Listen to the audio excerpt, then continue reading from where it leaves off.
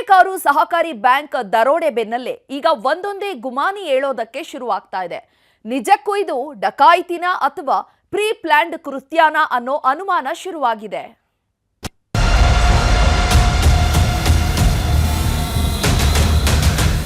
ನಾಲ್ಕು ನಿಮಿಷದಲ್ಲಿ ಆದ ಕೆಲಸಂತೆ.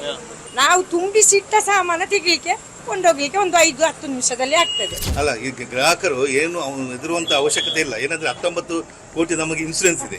ಅವ್ರು ಗೊತ್ತಿದ್ದೇವಾ ಇದು ಇನ್ಸೂರೆನ್ಸ್ ಉಂಟು ಅಂತ ಹೇಳಿ ಎಲ್ಲರಿಗೆ ಬಾಯಿ ಮುಚ್ಚಿಸ್ತು ಇದು ಮಾಡುದು. ಮೊದಲು ಇನ್ಕ್ವೈರಿ ಆಗ್ಬೇಕು. ಮಂಗಳೂರಿನ ಸಹಕಾರಿ ಬ್ಯಾಂಕ್ನಲ್ಲಿ 12 ಕೋಟಿ ರಾಬರಿಯಾಗಿ 24 ಗಂಟೆಯೇ ಕಳೆದೋಯ್ತು. ಈವರೆಗೂ ಆರೋಪಿಗಳ್ಯಾರು, ಚಿನ್ನ ಕದ್ದವರು ಯಾರು, ಎಲ್ಲಿಂದ ಬಂದ್ರು, ಎಲ್ಲಿ ಹೋದ್ರು, ಇದ್ಯಾವುದರ ಸಣ್ಣದೊಂದು ಸುಳಿವೂ ಇಲ್ಲ. ಆದರೆ 12 ಕೋಟಿ ಡಕಾಯಿತಿಯಾದ ಬೆನ್ನಲ್ಲೇ ಈಗ ಹೊಸ ಕಥೆಗಳು ಹುಟ್ಕೊಳ್ಳುವುದಕ್ಕೆ ಶುರುವಾಗಿವೆ. ನಿಜಕ್ಕೂ ಇದು ಡಕಾಯಿತಿನ ಪಕ್ಕಾ ಪ್ರೀಪ್ಲಾನ್ಡ್ ಕೃತ್ಯನ ಅನ್ನೋ ಅನುಮಾನ ಕಾಡುವುದಕ್ಕೆ ಶುರುವಾಗಿದೆ. ಜಸ್ಟ್ 5 ನಿಮಿಷದಲ್ಲಿ 12 ಕೋಟಿ ಮೌಲ್ಯದ ಚಿನ್ನಾಭರಣ ತುಂಬಿಕೊಂಡು ಹೋಗಿದ್ದಾರೆ ಅಂದ್ರೆ ತಮಾಷೆ ಮಾತಾ ಹೇಳಿ.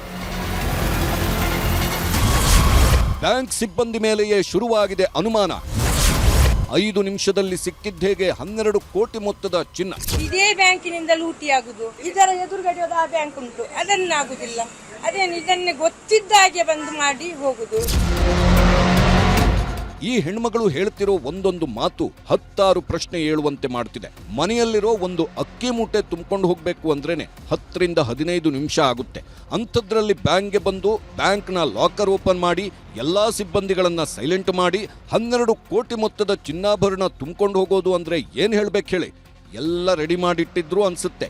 ಇವರು ಬರ್ತಿದ್ದಂತೆ ಗಂಟು ಮೂಟೆ ತುಂಬಿಕೊಂಡು ಹೋಗಿದ್ದಾರೆ ಅಂತ ಸಹಕಾರಿ ಬ್ಯಾಂಕ್ನಲ್ಲಿ ಚಿನ್ನಾಭರಣ ಇಟ್ಟ ಗ್ರಾಹಕರೇ ಅನುಮಾನ ವ್ಯಕ್ತಪಡಿಸುತ್ತಿದ್ದಾರೆ. 4 ನಿಮಿಷದಲ್ಲಿ ಆದ ಕೆಲಸಂತೆ. ಇಲ್ಲಿಂದ ಹತ್ತಿ ಹೋಗುವಾಗ 5 ನಿಮಿಷ ಹಿಡಿತದೆ. ಒಳಗೆ ಹೋಗಿ ಶಾಖೆಯಿಂದ ಪಿಸ್ತೂಲ್ ತೋರಿಸಿ ಅವರನ್ನು ಹೆದರಿಸುವಾಗ ಒಂದು ಮೂಲೆಗೆ ಹಾಕುವಾಗ ಅದರ ನಂತರ ಅವರ ಕೈಯಿಂದ ಲಾಕ್ ತೆಗೆಯುವಾಗ 5 ನಿಮಿಷ ಹಿಡಿತದ. ಅದನ್ನು ಬ್ಯಾಗಿಗೆ ಹಾಕುವಾಗ 10 ನಿಮಿಷ ಹಿಡಿತದ.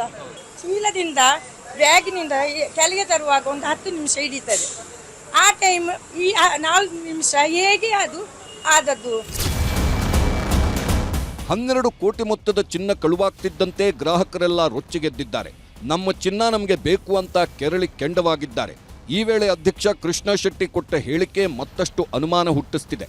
ನಿಮ್ಮ ಚಿನ್ನ ಎಲ್ಲೂ ಹೋಗಲ್ಲ, ಎಲ್ಲ ಚಿನ್ನಕ್ಕೂ ಇನ್ಶೂರೆನ್ಸ್ ಮಾಡಿಸಿದ್ದೇವೆ, 19 ಕೋಟಿ ಮೊತ್ತದ ಇನ್ಶೂರೆನ್ಸ್ ಇದೆ ಎಂದಿದ್ದಾರೆ. ಗ್ರಾಹಕರು ಅಡವಿಟ್ಟಿದ್ದ ಚಿನ್ನಕ್ಕೆ ಇನ್ಶೂರೆನ್ಸ್ ಮಾಡಿಸಿದ್ದಕ್ಕೂ, ಸಿಸಿಟಿವಿ ಅವತ್ತೇ ಕೆಟ್ಟೋಗಿದ್ದಕ್ಕೂ, ಶುಕ್ರವಾರವನ್ನೇ ನೋಡಿಕೊಂಡು ಕಳವು ಮಾಡಿದ್ದಕ್ಕೂ ಒಂದಕ್ಕೊಂದು ತಾಳೆಯಾಗುವುದಕ್ಕೆ ಶುರುವಾಗ್ತಿದೆ.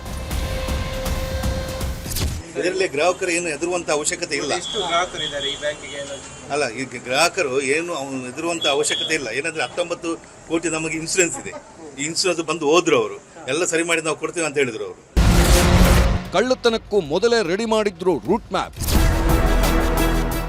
ಸಹಕಾರಿ ಬ್ಯಾಂಕ್ ದರೋಡೆ ಮಾಡಿದ ಖದೀಮರು ಅಂತಿಂಥವರಲ್ಲ. ಚಿನ್ನಾಭರಣ ತುಂಬಿಕೊಂಡು ಕಾರಲ್ಲಿ ಹೊರಟವರು 1 ಕಿಲೋಮೀಟರ್ ದೂರ ಹೆದ್ದಾರಿಯಲ್ಲಿ ಹೋಗಿದ್ದಾರೆ. ನಂತರ ಇನ್ನೊಂದು ಕಾರಿಗೆ ಹತ್ಕೊಂಡ ಇಬ್ಬರು ಮಂಗಳೂರು ಕಡೆ ಹೊರಟ್ರೆ ಇನ್ನುಳಿದ 3 ಚಿನ್ನಾಭರಣದ ಜೊತೆ ಕೇರಳಕ್ಕೆ ಎಸ್ಕೇಪ್ ಆಗಿದ್ದಾರೆ. ಇಂಟ್ರೆಸ್ಟಿಂಗ್ ಅಂದ್ರೆ ಬ್ಯಾಂಕ್ ಸಿಬ್ಬಂದಿಯ ಮೊಬೈಲ್ ಕಿತ್ಕೊಂಡು ಬಂದಿದ್ದ ಹಂತಕ ಪಡೆ ಕದ್ರಿ ಸಮೀಪ ಆ ಮೊಬೈಲ್ ಎಸ್ದು ಪರಾರಿಯಾಗಿತ್ತು. ಈ ಮೂಲಕ ಮಂಗಳೂರಿನ ಕಡೆ ಹೋಗಿದ್ದಾರೆ ಅಂತ ಯಾಮಾರಿಸುವ ಹುನ್ನಾರ ಮಾಡಿದ್ರು. ತಲಪಾಡಿ ಟೋಲ್ ಬಳಿಯ ಸಿಸಿಟಿವಿ ಆಧರಿಸಿ ಫೀಲ್ಡ್ಗಿಳಿದಿರೋ ಖಾಕಿ ಪಡೆ ಕೇರಳದಲ್ಲಿ ಹುಡುಕಾಟ ಶುರು ಮಾಡಿದೆ. ಸಹಕಾರಿ ಬ್ಯಾಂಕ್ನಲ್ಲಿ ಒಟ್ಟು 18 ಕೋಟಿ ಮೌಲ್ಯದ ಚಿನ್ನಾಭರಣವಿತ್ತಂತೆ. ಅದರಲ್ಲಿ 12 ಕೋಟಿ ಮೌಲ್ಯದ ಚಿನ್ನಾಭರಣ ಮಾತ್ರ ಕದ್ಕೊಂಡು ಹೋಗಿದ್ದಾರೆ. ಉಳಿದ 6 ಕೋಟಿ ಮೌಲ್ಯದ ಚಿನ್ನಾಭರಣವನ್ನ ಇಲ್ಲೇ ಬಿಟ್ಟು ಹೋಗಿದ್ದಾರೆ. ಹೀಗಾಗಿ ಗ್ರಾಹಕರಿಗೆ ತಮ್ಮ ಚಿನ್ನಾಭರಣ ಕಳುವು ಆಗಿದೆಯಾ ಅಥವಾ ಉಳಿದಿರೋ 6 ಕೋಟಿ ಮೌಲ್ಯದ ಚಿನ್ನದಲ್ಲೇ ನಮ್ಮ ಆಭರಣವೂ ಇದೆಯಾ ಅನ್ನೋ ಗೊಂದಲಕ್ಕೆ ಬಿದ್ದಿದ್ದಾರೆ. ಬೀಡಿ ವ್ಯಾಪಾರಿಗೆ ಕನ್ನ ಹಾಕಿದವರೇ ಮಾಡಿದ್ರ ಲೂಟಿ. ಇದೇ ತಿಂಗಳ 4ರಂದು ವಿಟ್ಲಾದ ಬೋಳಂತೂರಿನಲ್ಲಿ ಇಂಥದ್ದೇ ಬೃಹತ್ ಲೂಟಿ ನಡೆದಿತ್ತು.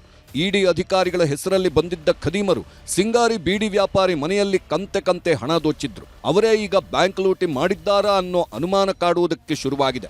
ಅದರಲ್ಲೂ 2 ರಾಬರಿ ನಡೆದಿರೋದು ಸಹ ಕೇರಳದ ಗಡಿ ಭಾಗದಲ್ಲೇ. ಹೀಗಾಗಿ ಸಮಗ್ರ ತನಿಖೆ ಮಾಡಬೇಕು ಅನ್ನೋ ಕೂಗೆದ್ದಿದೆ.